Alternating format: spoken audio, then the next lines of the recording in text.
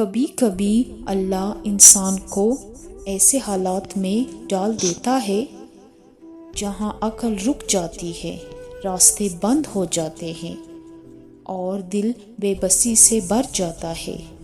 اسی وقت انسان سوچتا ہے، کیا اللہ نے مجھے چھوڑ دیا؟ لیکن دراصل حقیقت یہ ہے کہ اللہ کبھی بے مقصد آزمائش نہیں دیتا، اور اکثر وہ مقصد یہ ہوتا ہے کہ بندہ اللہ کی قدرت کو پہچانے۔ سوچئے، اگر ہر مسئلہ انسان خود حل کر لیتا، اگر کبھی بے بسی نہ آتی، اگر ہر دعا فوراً پوری ہو جاتی، تو انسان اپنے رب کو کب یاد کرتا؟ کب رب کی طاقت دیکھتا؟ کب رب کی مدد کو پہچانتا؟ قرآن کہتا ہے، یعنی مدد تو صرف اللہ کی طرف سے ہوتی ہے۔ دیکھیے، اللہ نے حضرت مریم علیہ السلام کی زندگی میں بھی یہی حقیقت دکھائی۔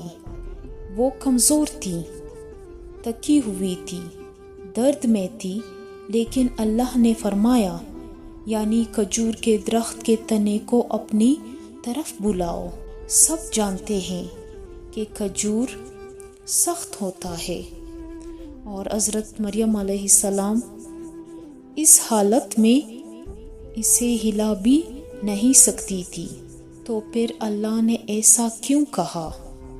تاکہ یہ سمجھ آ جائے کہ بندے کی کوشش صرف علامت ہوتی ہے، کام اللہ کرتا ہے۔ اللہ نے انہیں یہ نہیں کہا کہ خود کھجوریں گرا دو، بلکہ کہا تھوڑا سا ہلا دو اور باقی میں کروں گا۔ یہی اس دنیا کی مشکلات بھی ہے۔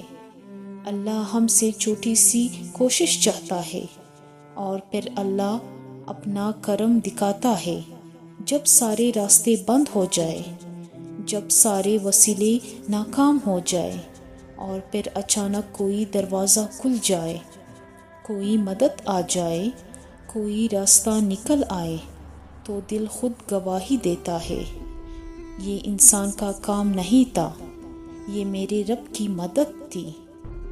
آزمائشیں اس لیے نہیں آتی کہ تم کمزور ہو، بلکہ اس لیے آتی ہیں کہ تمہارا رب عظیم ہے۔ اللہ مشکلات سے تمہیں توڑتا نہیں، اللہ مشکلات سے تمہیں اپنا بنا لیتا ہے۔ بس اللہ پر توکل رکھے، بھروسہ رکھے، انشاءاللہ سب بہتر ہوگا۔ اللہ ہم سب کا حامی و ناصر ہو۔